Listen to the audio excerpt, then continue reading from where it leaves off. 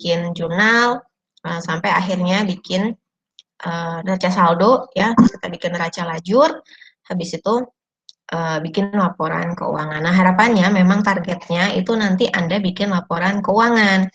Nah, tapi gimana caranya Anda bisa bikin laporan keuangan kalau Anda dalam menjurnal aja masih salah, ya?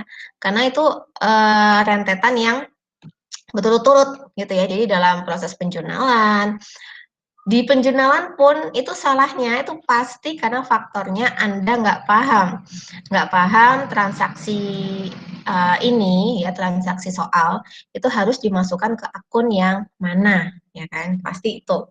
Nah, kemarin kita sudah coba diskusi gitu kan ya. Ternyata masih kebalik-kebalik, yang debit yang dikredit, yang harusnya dikredit malah di debit, gitu kan? Nah, itu fatal banget. Nah, nanti ketika Anda salah dalam proses penjurnalan, ya efeknya ya nanti Anda akan ke belakangnya pasti salah, ya pasti salah. Dan disitulah dosen mumet ngasih nilai, ya. Mumet ya, nggak dikasih nilai kan kalau hitung-hitungan kan ibaratnya 1+1 kan harusnya sama dengan 2 ya, nggak mungkin lebih dari itu, nggak mungkin kurang dari itu. Nah, ini sama akuntansi, hasil akhirnya pasti harus balance dengan nilai yang sudah fix gitu ya. Nah, kalau salah otomatis kan salah semua. Nah, itu mumetnya di situ, mau nggak kalau nilai jujur itu nilainya nggak nyampe semua, tapi kalau nggak jujur kok ya nggak bisa gitu. Makanya saya kalau di kelas yang kemarin even salah gitu ya dalam artian kurang tepat, tapi mahasiswanya itu sudah paham bagaimana proses pembuatan jurnal, kemudian bagaimana memasukkan jurnal itu ke dalam buku besar, terus dari buku besar dibikin neraca saldo ketika ada penyesuaian masuk ke neraca lajur, habis dari neraca lajur kemudian baru bikin laporan keuangan. Dan itu prosesnya lama memang ya, 1 semester. Dan di apa namanya, di Fakultas Ekonomi sendiri ya untuk jurusan akuntansi bikin laporan keuangan itu tuh butuh 2 semester. Dan ini memang tantangan banget untuk kelas pariwisata, dari yang awalnya 2 semester itu dipadetin lagi jadi 1 semester. Udah dibikin padat jadi 1 semester, kita harus ada COVID ya, yang mana nggak bisa ketemu langsung kan, nggak bisa praktek langsung. Jadi kalau di kelas saya yang kemarin itu pasti saya kasih soal, kemudian mahasiswa saya minta untuk mengerjakan di papan tulis. Kenapa di papan tulis? Harus di papan tulis, karena kalau salah teman-teman yang lain tahu salah dan teman-teman semuanya satu kelas itu tahu bagaimana cara membuat penjurnalan yang benar. Gitu. Ya, karena kalau kerja sendiri-sendiri, Anda kan saling nggak tahu nih kesalahan teman Anda apa, yang benar di teman Anda tuh apa, kayak gitu ya. Oke, kemudian ini saya sambil ini ya, buka soal kita yang kemarin. Yang lain juga boleh sambil buka pekerjaan Anda ya, sambil kita koreksi bareng-bareng. Bagaimana sih saya menjawab soal-soal tersebut? Target UAS kita itu adalah membuat laporan keuangan. Yang membuat laporan keuangan, dan laporan keuangan itu disusunnya berdasarkan paling penting adalah jurnal. Nah, jadi kalau jurnal Anda salah, ke belakang pasti salah.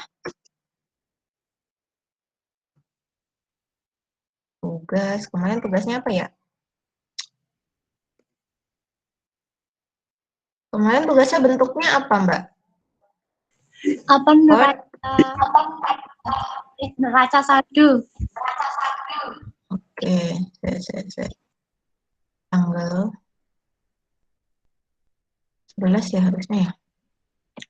Coba saya cari yang terbaru.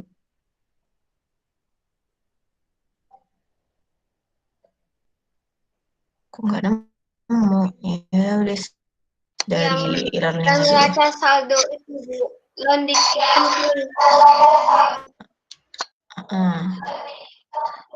Oke, benar, saya mau Tugasnya itu di PPT apa di Word? Saya kasih tugasnya.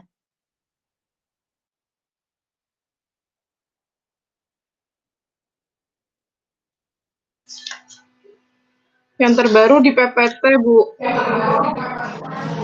Oh ya wes, saya tak buka PPT. Oke. Pertemuan 89 ya.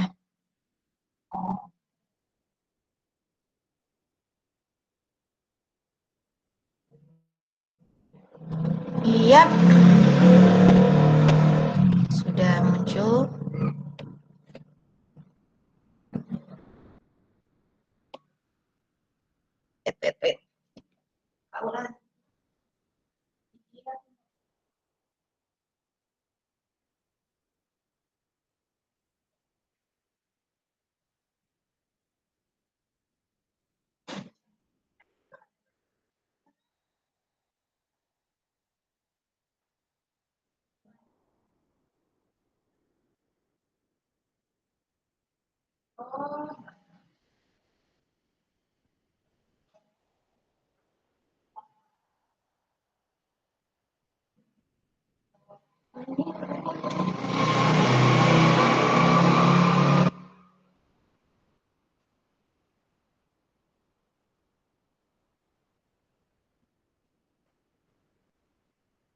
Wait. Lah terus?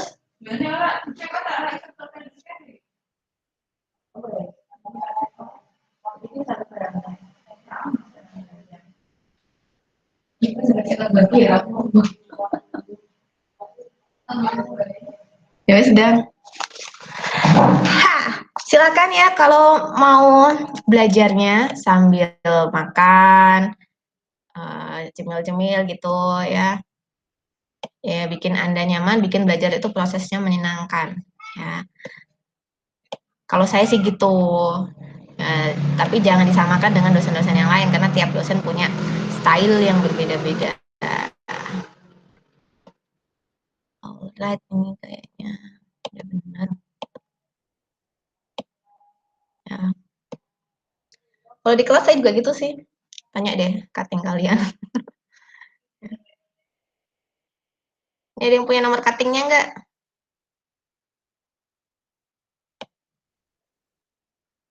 Ada, Bu. Siapa Mbak? Mbak Dila. Oh iya Mbak Dila. Oke, ini ada latihan soal ya. Coba di situ ada neraca saldo ya. Jadi neraca saldo itu dibuat biasanya per bulan ya. Jadi ibaratnya ini sebagai ancang-ancang bagi perusahaan untuk menilai ya bagaimana kondisi perusahaan itu. Labanya berapa, kemudian sisi asetnya tuh berapa, sisi liabilitas dan ekuitasnya berapa per bulannya. Nah, di neraca saldo ini berarti anggapannya perusahaan sudah berjalan ya sampai bulan Agustus 2019. Oke. Di sini mungkin saya share aja ya, share screen. Jadi biar bisa lihat bersama. Terbaik untuk video dan animasi.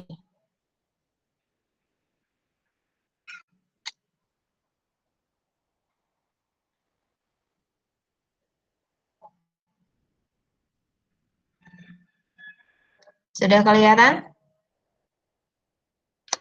Belum, Bu. Oke, tunggu ya.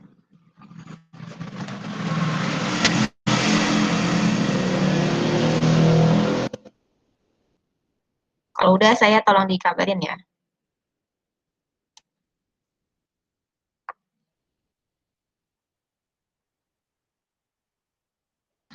Sudah, Bu.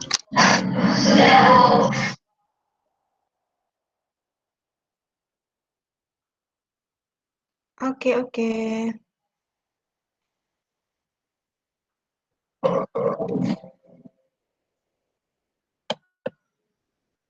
Nah, di situ kelihatan ya, ini adalah ini ganti aja.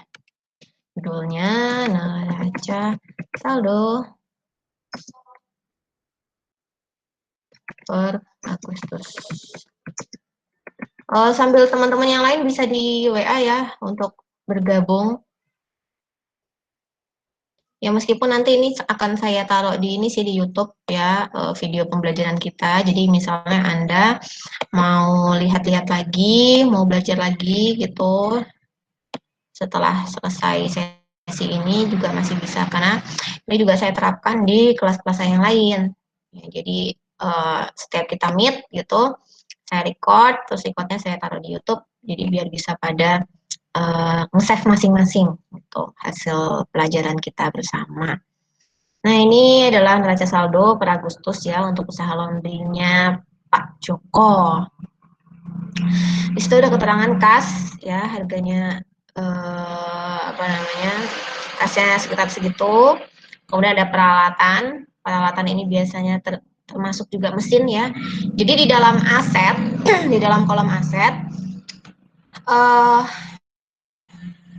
saya ini tak gini aja tak pisahin. Kita harus pahami betul ya basic atau konsep dari akuntansi, terutama untuk aset neraca, ya laporan keuangan neraca. Loh, suara saya masuk nggak sih?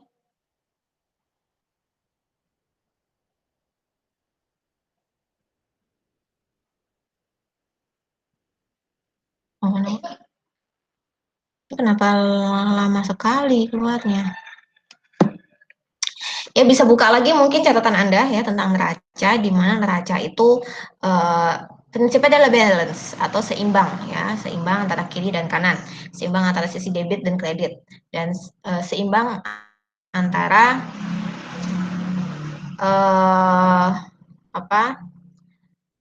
aset ya terhadap liabilitas dan ekuitasnya.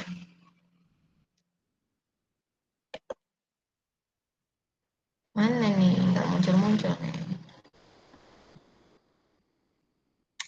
Ya wes, ya sambil menunggu. Nah, ini udah. Sambil menunggu apa namanya PPT-nya.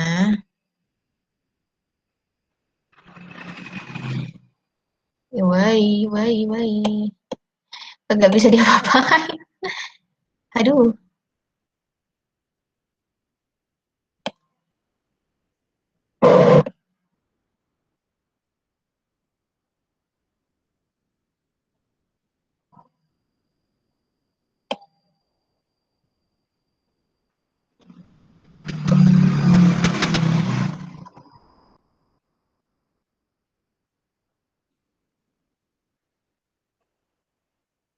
Wow. Wow.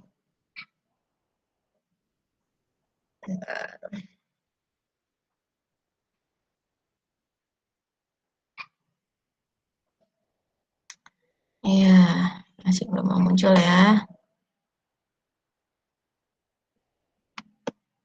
Ini kenapa begini nih?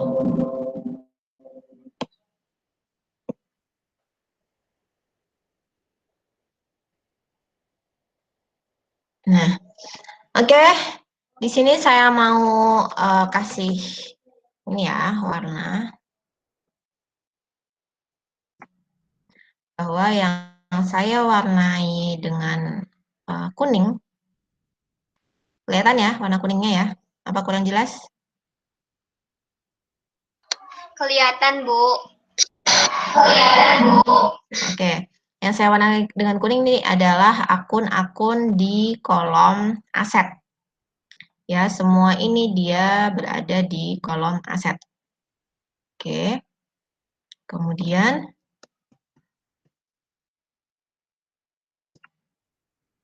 yang saya kasih warna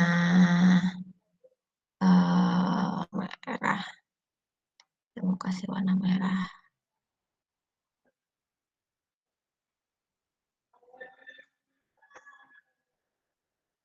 Nah, yang saya kasih warna merah itu dia akun-akun yang ada di kolom ekuitas dan liabilitas. Ya. Kolom liabilitas itu kolom utang, ya, karena liabilitas artinya adalah kewajiban, Dan hutang adalah kewajiban untuk membayar ya. Jadi ini kolom liabilitas. Kemudian untuk yang terakhir ini jadi satu.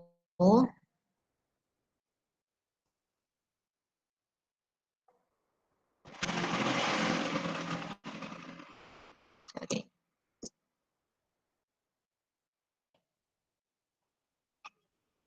Ini saya kasih warna hijau. Nah ya, untuk yang warna hijau, oke, ini akun-akun yang ada di laporan laba rugi. Ya, yang saya kasih warna hijau, ini adalah akun-akun yang ada di laporan laba rugi. Intinya, akun yang ada di laporan laba rugi itu akun yang paling sedikit. Ya, kenapa? Karena khususnya ya kalau untuk jasa, perusahaan jasa, karena hanya terdiri dari dua akun, ya, dua akun, yaitu akun pendapatan dan akun beban.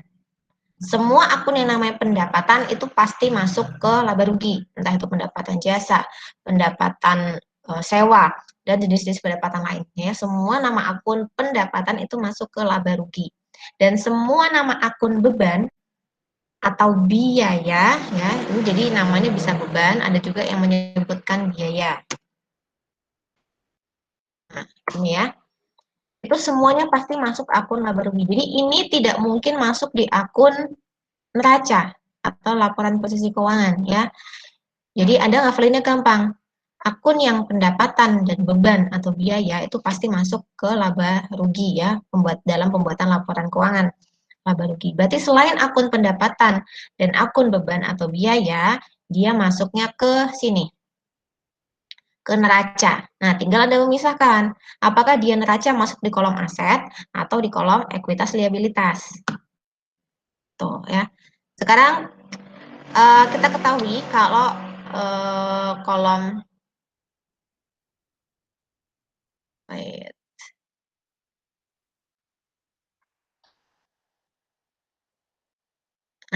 ya. Kita ketahui kalau kolom ini ya, saya tulisin satu persatu aja.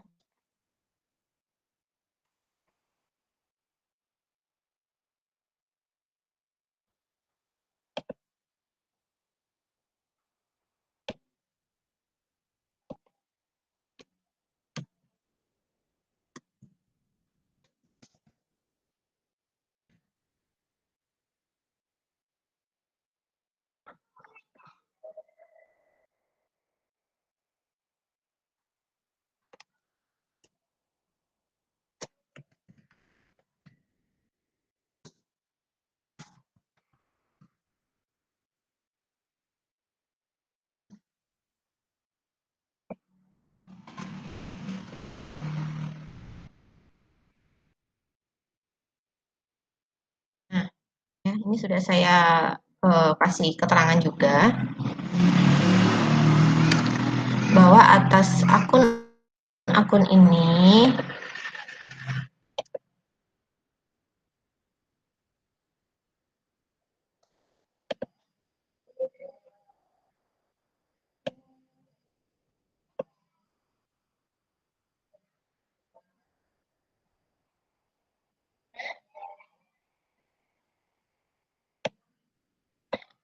oke ya, saya gedein. Nah, ya jelas ya. Jadi untuk yang warna kuning dan pink ini dia masuk dalam laporan keuangan neraca atau laporan posisi keuangan. Yang mana untuk yang kuning dia berada di sisi aset atau aktiva, dan yang warna pink ini ada di sisi liabilitas ekuitas atau pasiva. Jadi setiap yang bernama utang ya, itu dia masuk ke liabilitas. Sementara yang bagian ekuitas tuh artinya modal ya, ekuitas tuh artinya modal atau kekayaan ya, equity.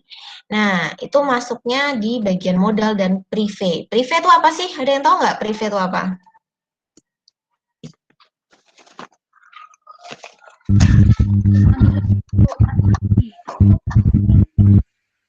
Apa? Jawab.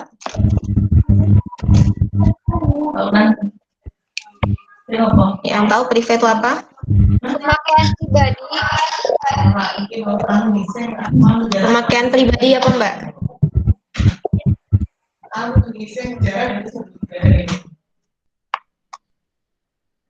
Pemakaian pribadi apa? Untuk diri sendiri. Iya, nek pribadi itu sendiri benar. Pemakaian pribadi pemilik modal. Gimana Mbak Dia? Pemakaian pribadi pemilik modal. Oke. Ya, jadi prive itu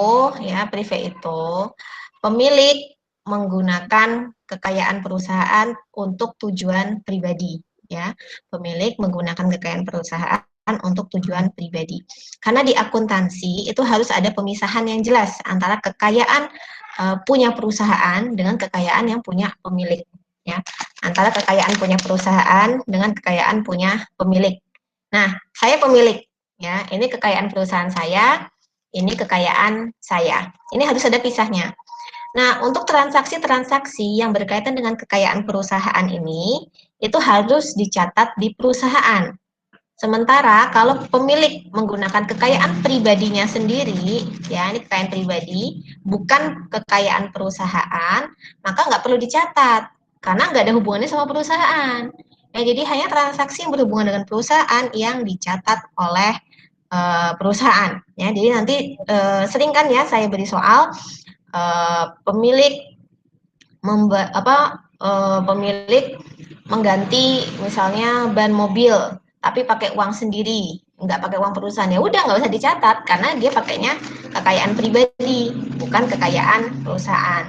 Beda kalau misalnya saya ini minum, ya saya minum ini kan, berarti saya menghabiskan kekayaan perusahaan untuk kepentingan saya sendiri. Nah itu harus dicatat di akuntansi, namanya prive. Oke, namanya prive. Dan prive ini biasanya berupa uang biasanya, tapi ada juga yang tidak berupa uang. Tapi biasanya memang mengambil kas gitu ya, mengambil uang kas. Oke, ini sudah kita golongkan semua ya. Ada yang bagian neraca, ada yang bagian liabilitas neraca, ada yang bagian laba rugi. Nah, pertanyaan kedua saya ya. Pertanyaan kedua saya.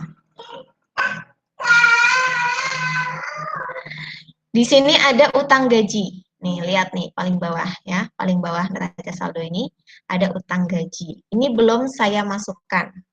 Kira-kira utang gaji ini masuk di mana? Masuk di kelompok mana nih dari tiga hal ini?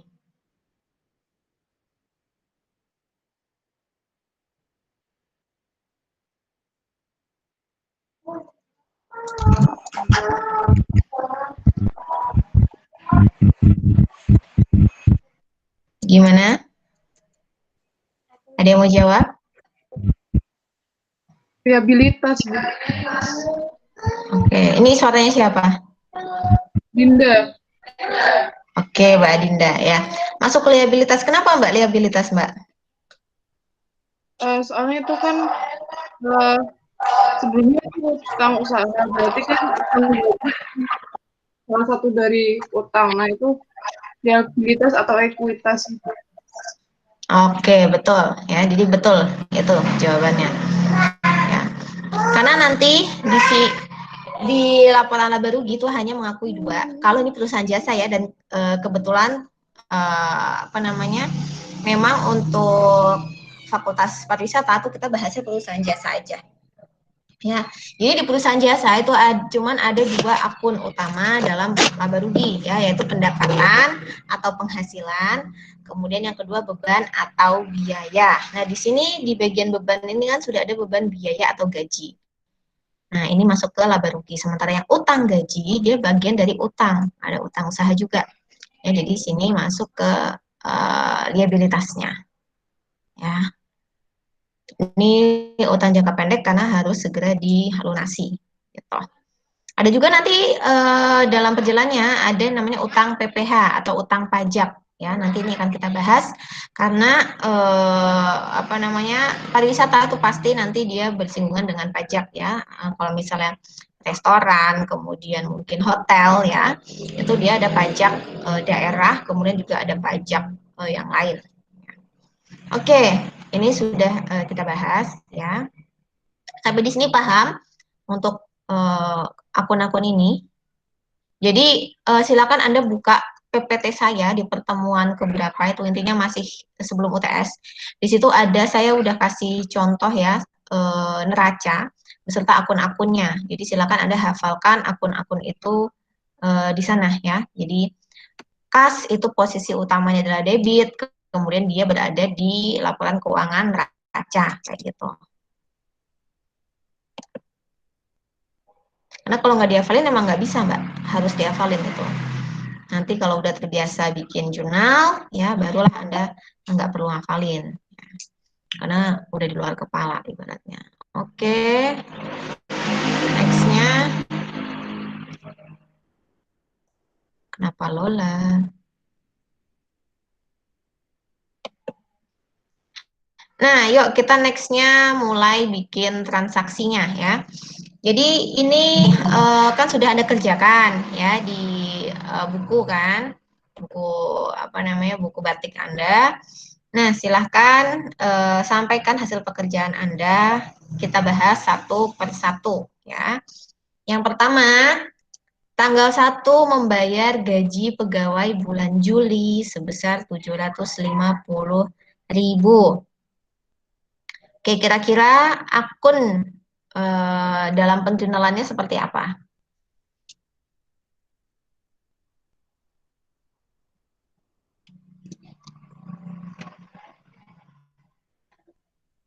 Ini harusnya kan sudah Anda kerjakan ya kemarin. Tinggal lihat aja hasil pekerjaan Anda. Coba Mbak Anindita. Ya Mbak, disampaikan Mbak hasil pekerjaan Anda kemarin Mbak.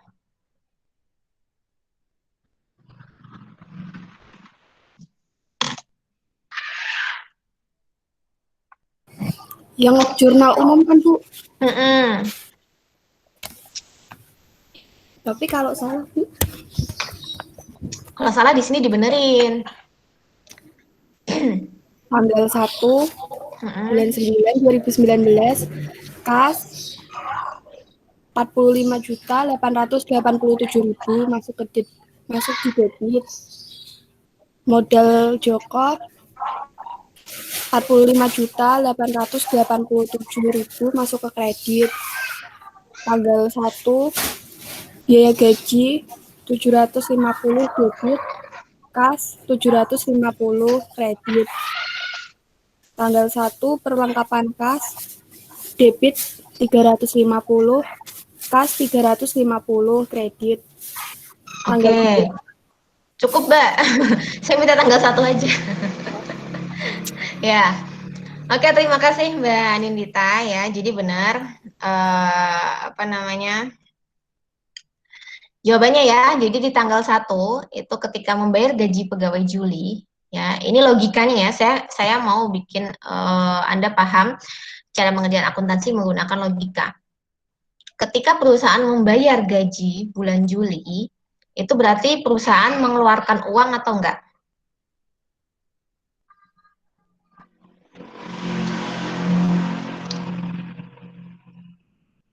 Ya, perusahaan mengeluarkan uang apa tidak? Kalau mengeluarkan uang, berarti akun yang digunakan akun apa yang berkaitan dengan uang? Kas. Kas, betul. Kas. Oleh karena ya, kas ya. Jadi pasti kasnya itu berkurang. Nah, sekarang kas itu posisi umumnya ya, posisi apa namanya? Awal kas, posisi umum kas itu ada di sisi debit ya. Posisi umum kas itu di sisi debit. Yang berarti kalau dia berkurang ya, kalau dia berkurang itu pasti dia pindah posisi menjadi kredit. Kita udah ketemu satu ya, berarti posisi kas itu ada di kredit. Nah, karena akuntansi itu berpasangan, maka setelah kredit pasti ada debitnya. Debitnya apa? Ya, gaji pegawai. Ya, jadi gaji pegawai itu di bagian debit, kemudian kas di bagian kredit. Kayak gitu ya. Nah, gaji pegawai ini untuk di bagian debit namanya biaya gaji atau beban gaji. Jadi itu. Untuk biaya, akun biaya dan akun beban, itu dia posisi umumnya ada di debit. Semua akun biaya, semua akun beban, itu posisi umumnya di debit. Dan untuk biaya, ya akun biaya ini tidak pernah mengalami pengurangan. Jadi pasti di debit terus dan selalu bertambah. Ya. Beda dengan kas, ya kas itu bisa ada penambahan, bisa ada pengurangan. Jadi dia posisi kas itu bisa pindah-pindah antara debit atau kredit, tergantung dari transaksi yang terjadi. Oke, kemudian tadi Mbak Anindita sudah menjawab yang perlengkapan ya, soal kedua tanggal 1, yaitu membeli tunai perlengkapan laundry yang terdiri dari deterjen pewangi ya senilai 350.000. Kalau membeli tunai ya, kalau membeli tunai maka pakai apa?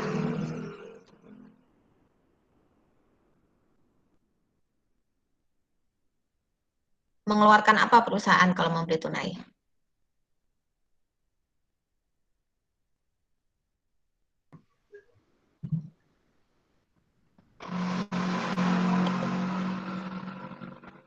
Ada yang tahu?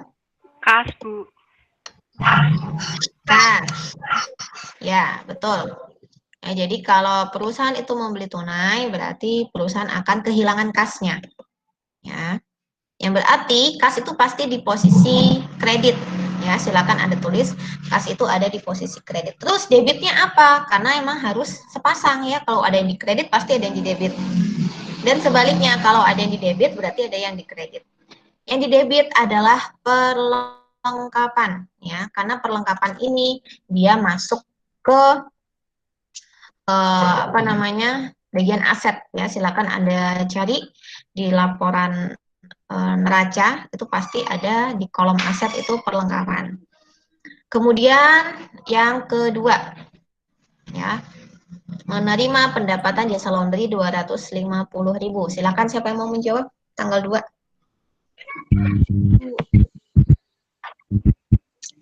Oke, Mbak Anita.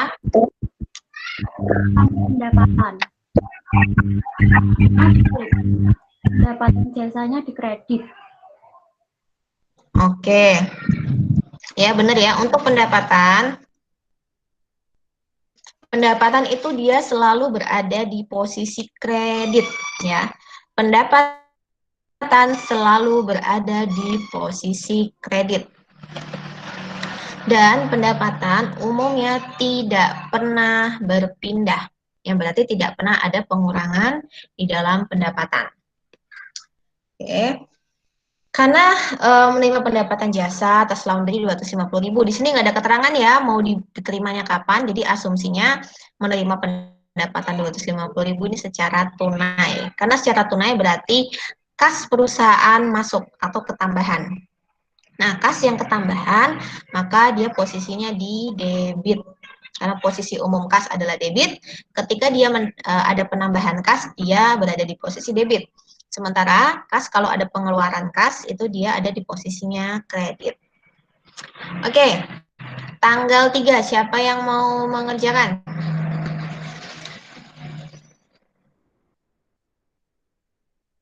Siapa yang mau menjawab? Harusnya sudah kalian jawab loh ini di buku. Yuk, satu persatu Mbak Kezia.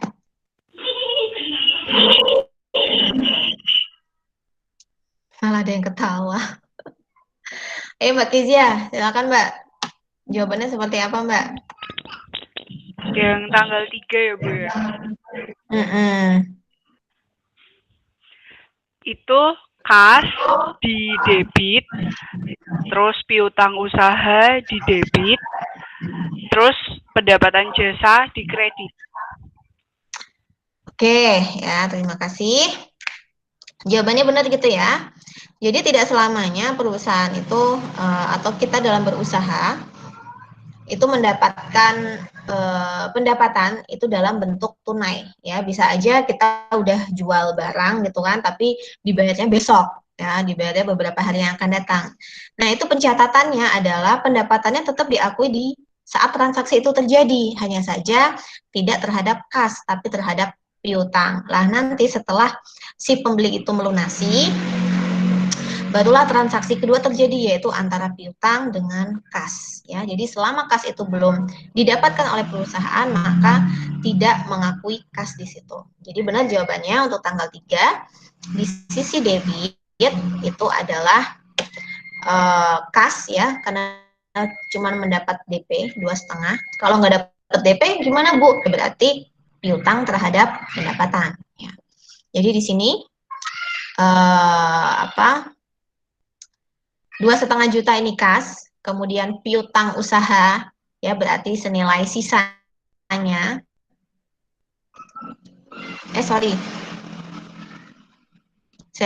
Mbak, nilainya berapa Mbak Kezia? Uangnya berapa? Nilai uangnya? Yang kas itu ada 205. Terus piutang usaha 1.250.000.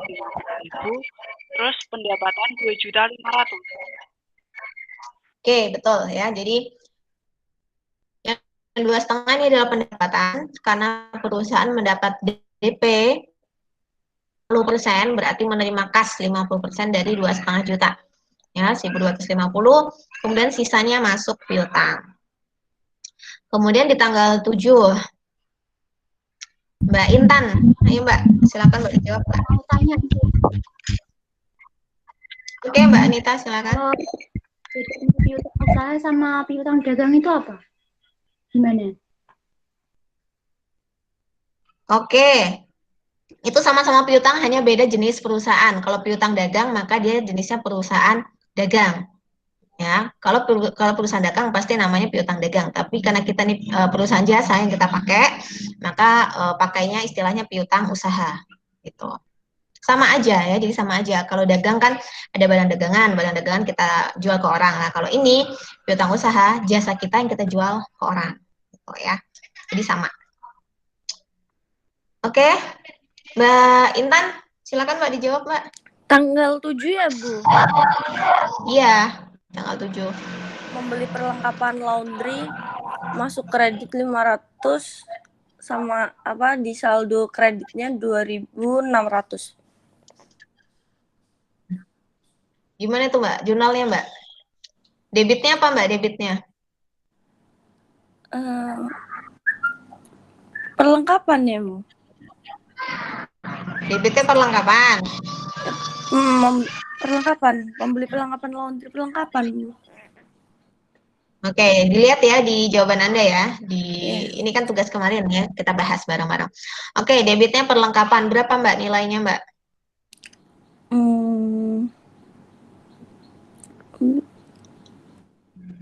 Masuk di kredit 500, sama saldo kreditnya 2.600. Nah, ya itu maksudnya gimana kok bisa kayak gitu? Debitnya apa, nilainya berapa, terus kreditnya apa, nilainya juga berapa. Ini Anda buka yang mana? Kita bahas jurnal loh. Oh, bahas jurnal umum ya, Bu? Kita baru jurnal dulu. Oh.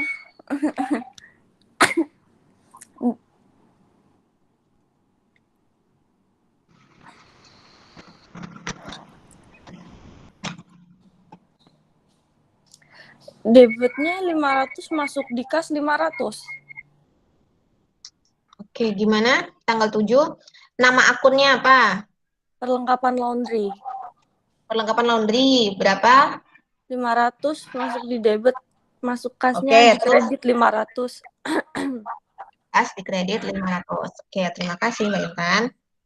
Ya, jadi benar untuk transaksi nomor 6 ya. Terkadang transaksi itu tidak harus dari dua akun yang berbeda. Maksudnya baik akun perlengkapan maupun akun kas itu kan berada di satu aset ya, di satu kelompok aset. Jadi transaksi di akuntansi itu kadang tidak tidak membenturkan antara dua kelompok yang berbeda. Tadi ya ada kas dengan utang, itu berarti kan antara aset dengan liabilitas. Nah, kadang itu juga membenturkan dari kelompok yang sama. Seperti di tanggal 7 ini, dia membeli laundry plastik perlengkapan ya, sebagai perlengkapan, nilainya 500.000. Berarti perusahaan mengeluarkan kas, ya, berarti posisi kas ada di kredit 500.000. Terus debitnya apa? Debitnya ya perlengkapan, karena perlengkapan laundry bertambah. Itu ya. Benar? Jawabannya. Kemudian yang lain tanggal 10 ya, tanggal 10. Ini saya mau siapa ya yang jawab ya? Mbak Aisyah, ada Mbak Aisyah?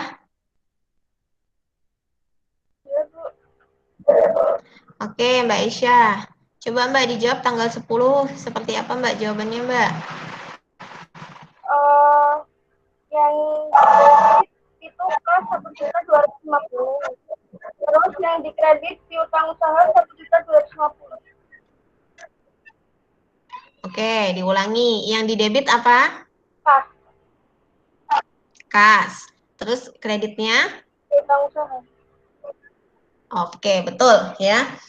Jadi transaksi tanggal 10 ini masih ada kaitannya dari transaksi tanggal 3. Ya, di sini ya. Nah, transaksi tanggal 3 ini, oke. Jadi dalam akuntansi itu tidak melulu satu transaksi itu selesai di hari yang sama, tapi bisa saja di hari-hari berikutnya, minggu-minggu berikutnya, atau bulan-bulan berikutnya. Nah, maka akan lebih lengkap lagi ya kalau Anda misalnya bikin apa namanya? Bikin jurnalnya seperti ini ya. Misalnya di debit kas ya, kemudian yang bawahnya itu kredit piutang. Nah, di sini kasih keterangan kas atas apa? Piutangnya siapa ya. Jadi biasanya silakan kasih keterangan misalnya piutang tanggal 3 September. Baru deh di sini ada tulis apa nilai uangnya. Ya. Kayak gitu. Ini akan lebih memudahkan Anda kalau besok misalnya apa punya usaha ya. Jadi oh ternyata piutang yang tanggal 3 yang sudah lunas. Oh piutang yang tanggal sekian belum lunas kayak gitu ya. Oke, benar Mbak Aisyah. Kemudian yang lain kenapa sih? Tanggal 15, yuk siapa yang mau mengerjakan? Coba menjawab. Saya mau nyoba jawab, boleh Bu? Oke, Mbak Diah, silakan Mbak Diah. Saya Bu. Tadi siapa yang ngomong? Sorry kok jawabannya beda. Saya. Siapa Mbak Yesi? Iya. Oke, Mbak Yesi silakan. Biaya listrik, air, sama gasnya itu masuknya ke debit 500.000, kasnya di kredit 500.000. Oke, benar ya. Untuk tanggal 15, biaya di sisi kredit, kas di sisi, biaya di sisi debit, kemudian kas di sisi kredit. Ya. Untuk biaya listrik, air, dan gas, ya kalau di perusahaan tidak memiliki akun, maka dia bisa masuk ke biaya lain-lain. Ya, jadi maka di sini saya tulis biaya lain-lain, ada dalam kurung lain-lain, misalnya kalau antara listrik, air, gas ini tidak memiliki kode akun, jadi bisa masuk ke biaya lain-lain. Oke, betul. Kemudian di tanggal 20 siapa mau menjawab? Lumayan kita ada 12 orang.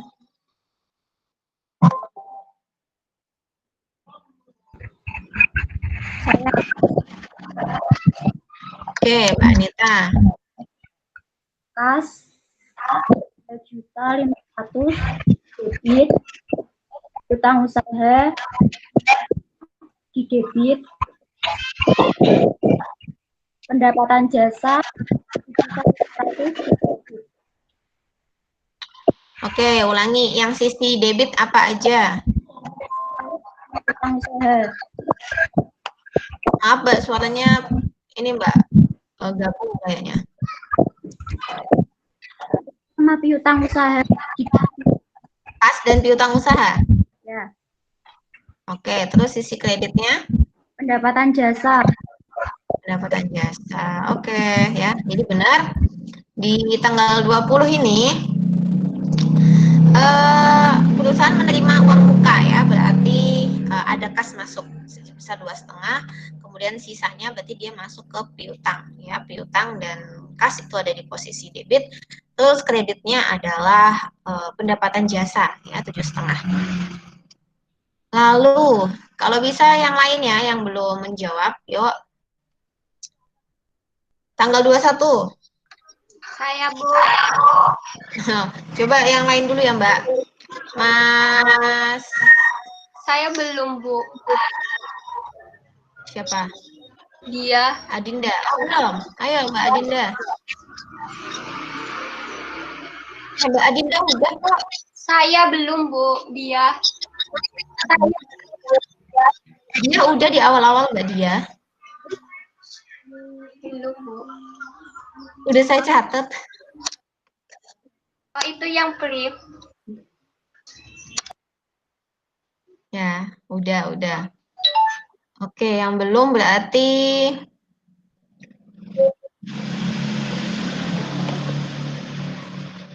Mas ya? Bentar. Andita Sari belum? Andita Sari. Ya, Mbak Andita.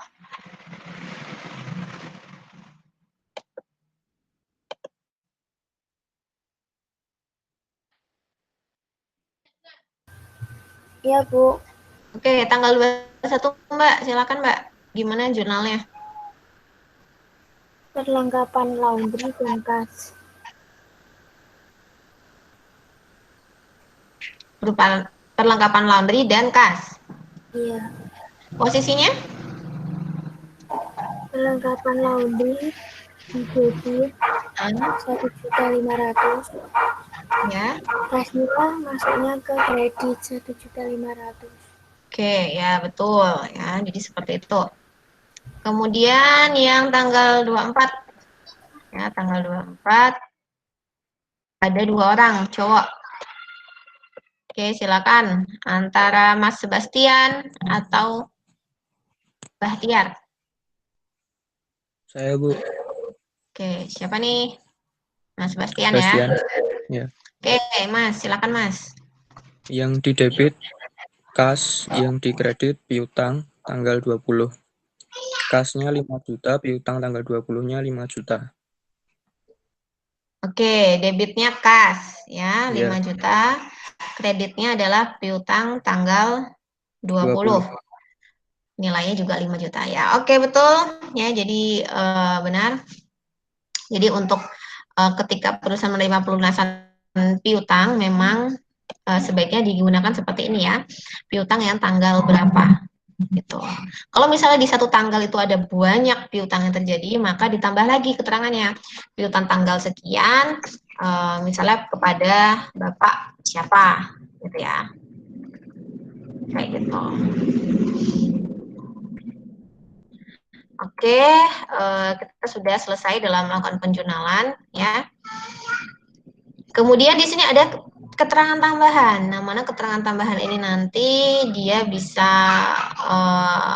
menjadi jurnal penyesuaian, gitu ya. Oke. Untuk keterangan yang pertama, ini jurnalnya seperti apa?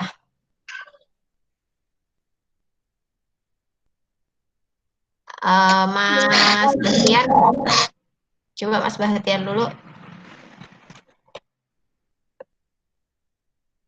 Mas Bahtiar, halo?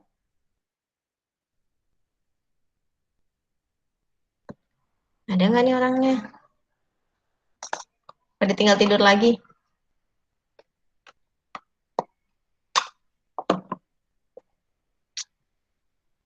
Nggak ada? Oke. Coba tadi Mbak Diah mau jawab, silakan Mbak.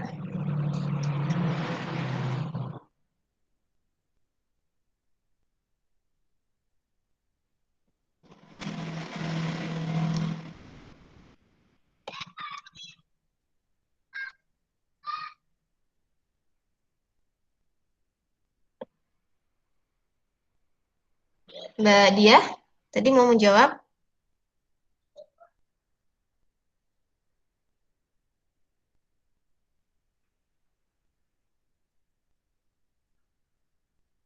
Halo? Saya nggak terputus kan?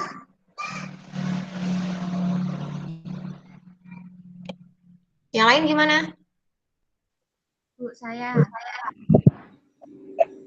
Oke, Mbak Anita lagi. Keterangannya kan, Bu, Ya, yang keterangan. biaya gaji sama utang gaji. Oke, posisinya. Biaya gaji didebit, utang gaji kredit. Oke, ya, jadi benar. Untuk transaksi yang itu ya, tanggal 30 ya, berarti ini ya kira-kira. Biaya gaji terhadap utang gaji karena gaji ini belum dibayarkan. Kalau belum dibayarkan maka timbul utang ya, segala sesuatu yang menjadi kewajiban perusahaan dan itu belum dibayarkan maka dia timbulnya utang. Kemudian nah, kira-kira kalau yang tanggal ini gimana? Yang transaksi kedua. Ada yang tahu nggak jawabannya?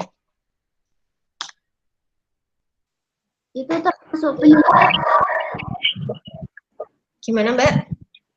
termasuk akun enggak? Termasuk Penyusutan. penyusutan ya. Jadi termasuk penyusutan ya, atau lebih tepatnya nanti dia mempengaruhi saldo akhir dari perlengkapan. Jadi sebenarnya yang disusutkan, aset yang bisa menyusut itu adalah mesin dan peralatan. Ya, kemudian ada lagi aset tetap, itu bangunan, itu juga bisa mengalami penyusutan. Dan perlengkapan ini jarang disebut penyusutan karena kenapa? Karena perlengkapan ini sifatnya habis pakai. Jadi masa manfaatnya itu hanya sekali dan umur asetnya juga cenderung pendek. Ya, jadi dia tidak kenapa tidak ada keterangan penyusutan dalam perlengkapan, gitu ya. Kemudian yang nomor 3 ini gimana transaksinya, jurnalnya? Saya, Bu. Oke, Mbak Kezia, silakan Mbak. Itu biaya penyusutan peralatan sama akumulasi penyusutan peralatan. Oke, ya betul. Jadi untuk yang transaksi ketiga, sisi debitnya adalah biaya, ya, biaya penyusutan peralatan, dan yang kreditnya adalah akumulasi penyusutan peralatan. Kenapa tidak kas? Kenapa akumulasi? Ada yang tahu nggak logikanya? Kenapa biaya penyusutan itu pasti lawan transaksinya, akun lawan transaksinya adalah akumulasi penyusutan. Ada yang tahu logikanya?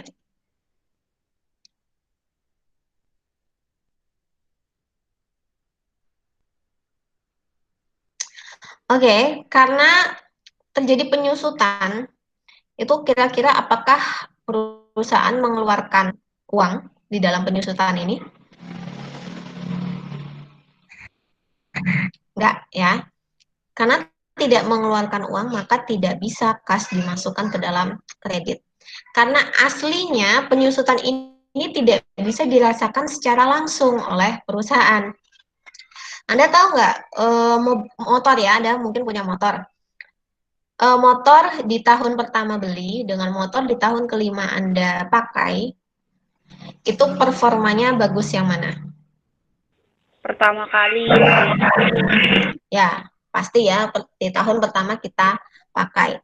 Semakin lama motor itu kita pakai, maka dia kinerjanya atau performa dari motor itu pasti semakin turun. Dan semakin sering harus kita rawat atau mungkin masuk ke bengkel. Ya. Ini yang disebut dengan penyusutan. Kita tidak bisa merasakan secara langsung, tidak bisa menilai secara langsung biaya yang terjadi atau uang ya yang hilang ketika dalam penggunaan aset itu, tapi di akuntansi itu perlu dilakukan perhitungan. Karena kenapa? Karena memang nyatanya kita mendapatkan manfaat yang berbeda ketika pertama kali menggunakan peralatan dengan ketika tahun-tahun setelahnya ketika kita menggunakan peralatan itu. Nah, itu namanya adalah penyusutan. Di dalam akuntansi, penyusutan itu ada banyak sekali metodenya, ya. Tetapi yang akan kita gunakan ya untuk kedepannya lagi sampai nanti UAS itu adalah kita menggunakan penyusutan dengan metode garis lurus. Silakan dicatat, kita nanti akan menggunakan penyusutan menggunakan metode garis lurus. Nah, ini sudah kita bahas ya di beberapa minggu yang lalu sebelum UTS, seperti yang saya sudah pernah bahas tentang metode penyusutan. Metode penyusutan ini dinamakan garis lurus karena setiap tahunnya jumlah yang disusutkan itu sama. Ya, jadi rumusnya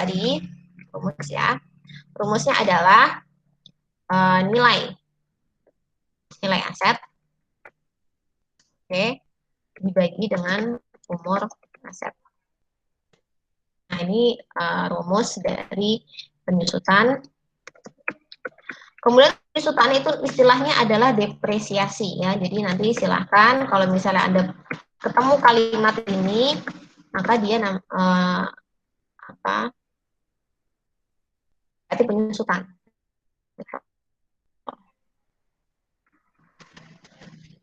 Sama aja ya kelihatannya. Nah, ini ya. Penyusutan itu istilahnya adalah depresiasi, ya, nilai aset dibagi dengan umur aset. Oke, nilai aset dibagi dengan umur aset. Contohnya, misalnya saya perusahaan Pak Joko ini ya punya motor. Waktu beli motor itu harganya 20 juta.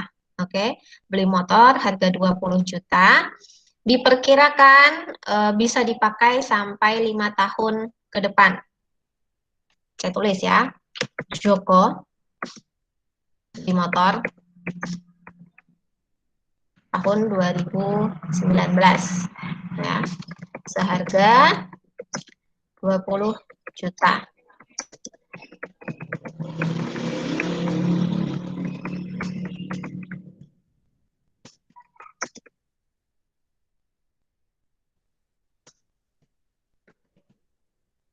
Oke. Lihat ya di situ. Joko membeli motor di tahun 2019 ya, harganya 20 juta. Diperkirakan nilai atau umur aset itu adalah 5 tahun. Kemudian pertanyaan berikutnya, berapa tarif penyusutannya? Oke. Sekarang kita masukkan ke rumus ya, kita masukkan ke rumus. Rumusnya pertama nilai aset. Berapa nilai asetnya?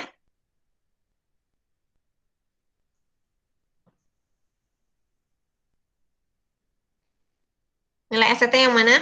20 juta. Oke, nilai asetnya yang 20 juta.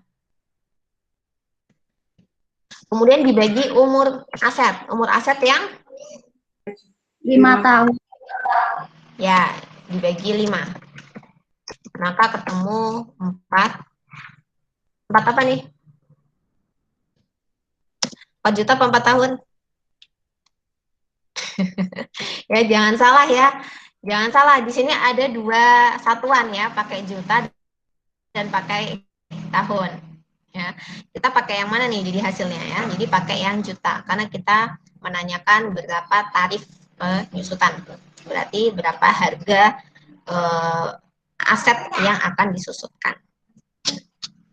Nah, ini berarti ya di tahun pertama atau tahun 2019 si Joko ini nanti akan melakukan penyusutan ya, itu sebesar 4 juta, yaitu ketemunya biaya penyusutan atau beban penyusutan ya.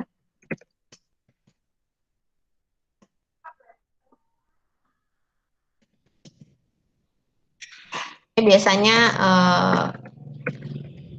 nah, karena di dalam perusahaan itu mungkin dia memiliki banyak peralatan atau mesin ya, aset yang bisa dilakukan penyusutan atau depresiasi, maka di sini nanti biasanya akan dikasih ketambahan, keterangan tambahan. Misalnya di sini motor. Kalau misalnya punya mobil nanti dikasih keterangan biaya depresiasi mobil. Kalau punya gedung nanti dikasih keterangan biaya depresiasi gedung. Gitu ya. Kemudian kreditnya adalah akumulasi. Depresiasi motor. Oke. 4 juta. Ini juga sama ya. 4 juta. Oke. Nah, nanti di tahun kedua juga nilainya sama 4 juta sampai nanti di tahun terakhir, tahun kelima, itu nilainya 4 juta. Setelah itu, maka aset motor tersebut harus dikeluarkan dari laporan keuangan, ya, karena dianggap sudah tidak memiliki nilai dan habis masanya, masa manfaat sekaligus habis masa nilainya. Ya, jadi ini rumus penyusutan yang paling sederhana. Ya, karena rumus penyusutan yang jelimet juga ada, ya, yaitu dengan cara nilai aset dikurangi estimasi ya, estimasi nilai akhir aset dibagi dengan umur aset. Jadi misalnya di akhir periode dari umur aset itu kok aset itu bisa dijual ya dengan harga ya laku gitu, ibaratnya kalau dijual berarti dia ada estimasi nilai akhir asetnya.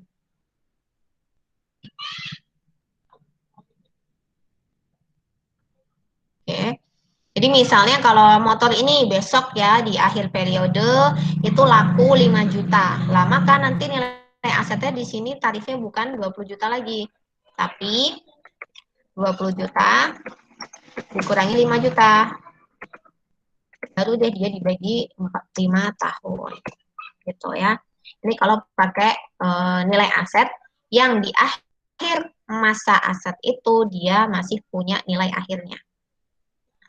Jadi harus dikurangi. Kalau nilai akhirnya itu habis, maka semua nilai aset ini dimasukkan ke sini. Gitu ya. Ini cara gampang, ini cara jelimet. Nah, insya Allah nanti saya cari yang cara gampang aja untuk UAS Anda. Gitu ya. Oke, saya rasa sudah cukup ya untuk pemahaman kita untuk jurnal ini. Nah, dari jurnal-jurnal yang Anda buat kemudian dimasukkan ke buku besar. Untuk buku besar maka dibuatnya per akun ya. Kalau kas semua. Kalau piutang semua transaksi yang ada kaitan dengan piutang masukin situ semua kayak gitu. Barulah nanti Anda bisa menyusun neraca saldo seperti ini. Karena dalam menyusun neraca saldo ini nilai-nilai uangnya di sini itu didapat dari hasil akhir atau nilai akhir di buku besar Anda gitu ya. Jadi seperti itu. Oke, neraca saldo nanti saya lihat saja di hasil pekerjaan Anda, tidak perlu lewat forum karena di sini saya cuma mau penguatan di basicnya, di penjurnalannya ya. Karena kalau Anda penjurnalannya sudah benar, insya Allah ke buku besarnya sampai nanti ke pembuatan laporan keuangannya itu benar.